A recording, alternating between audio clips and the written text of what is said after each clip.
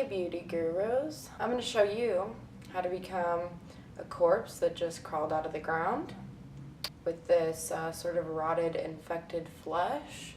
It's going to be good for, zombie or even like Freddy Krueger or something like that. Anytime you want just really textured, holy, gross looking skin. If you happen to use my tutorial to do your Halloween makeup, hashtag Rainbow Rocks on any social network so that I can see it. So I hope you like this video and enjoy. You're going to need liquid latex, various blending brushes, sponge tip applicators, a foundation brush, and tweezers. You're also going to need fake blood, various matte eyeshadows like browns, yellows, greens, etc., and some zombie flesh, but that's optional. So first I'm just going to use the foundation brush to paint liquid latex onto my face. And I'm going to do 2 layers of this all over my entire face. I'm going to avoid my eyebrows, my hairline, my nose, or no, not my nose, my lips and my eyes. You can feel free to take this down to your neck and chest, but I just felt like doing my face. And then once those 2 layers are dry, I'm just going to take tweezers and start to pick at little holes all over my face. And then once I have a decent sized hole, I'm going to stretch the fake skin on the outside of the hole and sort of start to like pinch it together and make it into folded over kind of gross rotted sores all over the face.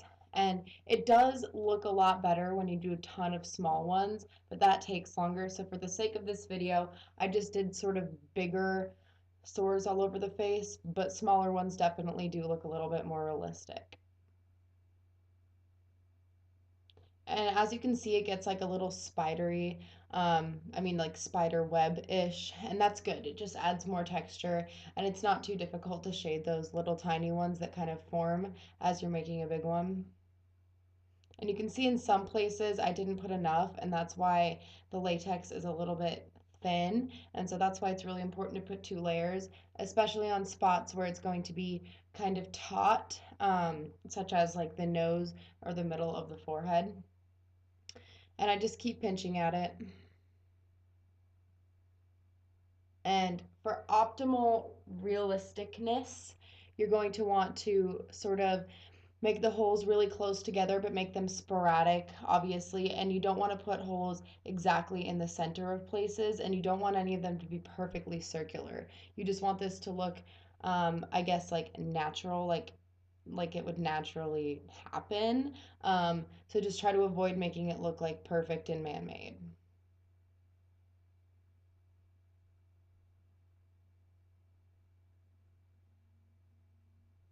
And next we're going to go in with fake blood. Oh wait, no, oh no, no, not yet. I'm just showing you more holes. It gets easier in the places where your skin is a little less like taut and stretched over your skull, such as the cheek. It's just a little bit easier to stretch it off of sort of a more gushy area. And if you have that stringiness, that also adds good texture. Okay, and we're making progress. Don't worry about acne, that won't show up at all. And my mistake was not putting foundation first, but oh well. It's good to have foundation first though. Ew, gross, look at that.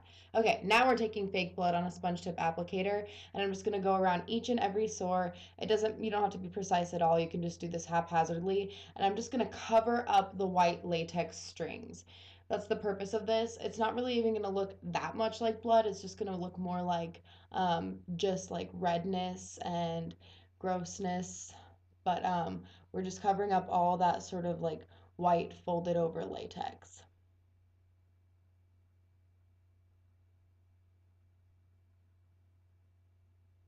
And here's some progress. As you can see, like I smeared around, I'm pretty messy with it. It's not a huge deal because we're gonna go in with other colors and eyeshadows, and once we're blending those eyeshadows, it's going to make this look less kind of like fake blood over liquid latex, if that makes sense.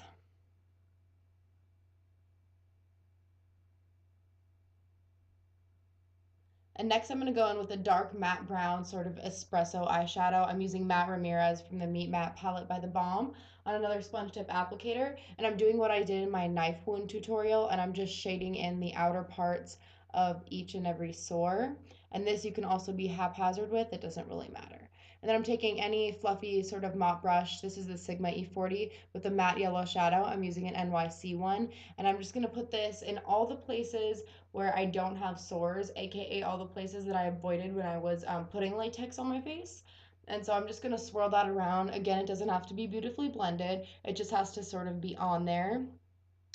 And I'm hitting around my lips and my nose, and I'm just hitting any like sort of blank spots where there's not a sore first.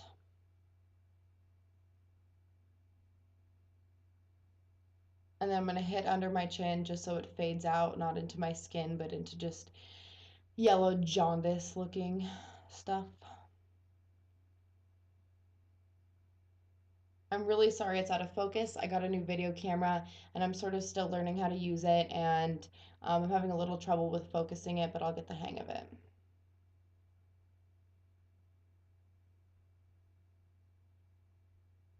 It's also not that yellow in person. It's just a really good camera. It's picking up color so well. And then I'm going to start dabbing the yellow inside some of the sores, really only the big ones because the small ones you're not even going to be able to tell.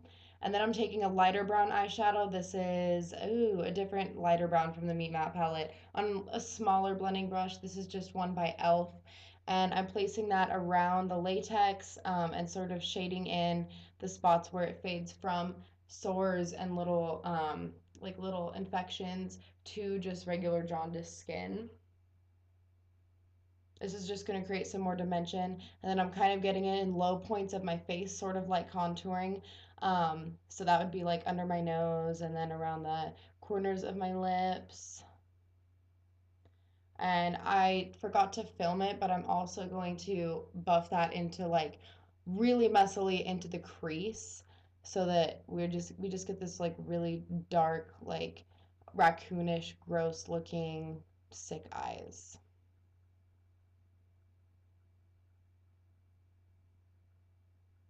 I'm really sorry this is out of focus, but there's no precision here, so you'll be good if you just follow what I'm doing, like what you can see. You just want it to look messy and haphazard because that's what it would look like if you were a zombie that crawled out of the grave. And then I'm taking the darker brown and I'm just like swirling that literally into my eye bags. Like not under my lash line, but like actually I'm emphasizing my eye bags. And then I'm going to take a dark purple that's also matte, not like a pretty purple, but like sort of like an eggplant type purple. I mean, that's pretty, but you get the gist. I'm on the Sigma E40 and I'm just dotting that haphazardly wherever it looks like it would add more dimension. And so that happens to me kind of like around my eyes. It also looks like a little bit like dirt, but it's just going to add some like sort of a bruisey effect, but not quite. It's just going to add like more unhealthy, corpsey looking sort of dirty spots.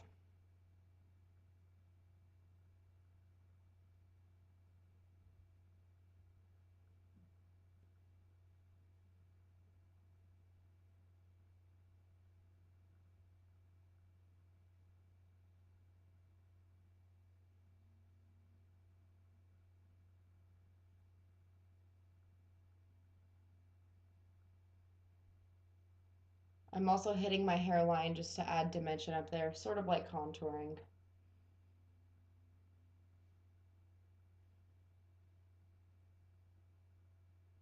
And now I'm going to put on this zombie flesh. It's supposed to crack to look like dirt, like you just crawl out of the grave. It didn't really work that well for me, so I would probably skip this step. I just got it from Walmart. It's not very good.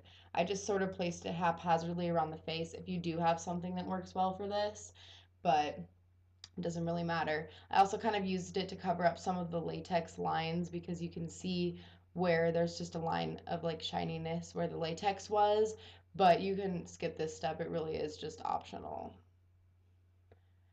And then I'm gonna take a little bit more, oh no, this is like a greenish matte color, like not like a, a pretty vibrant green, but sort of like a diminished green. And I'm just placing this haphazardly, like every step before around some of the sores to make them like look really kind of infected and nasty.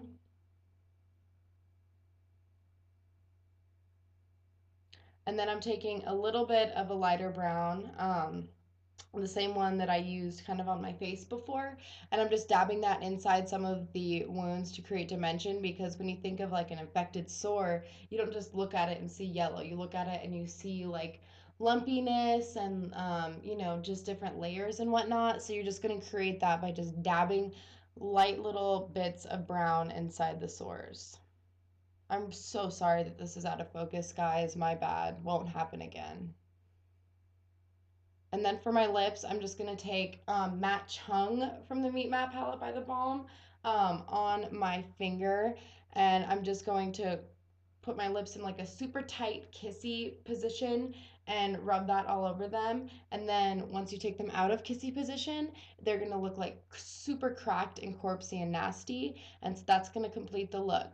I hope you guys use this for your Halloween. Show me your work and have a good one. Bye.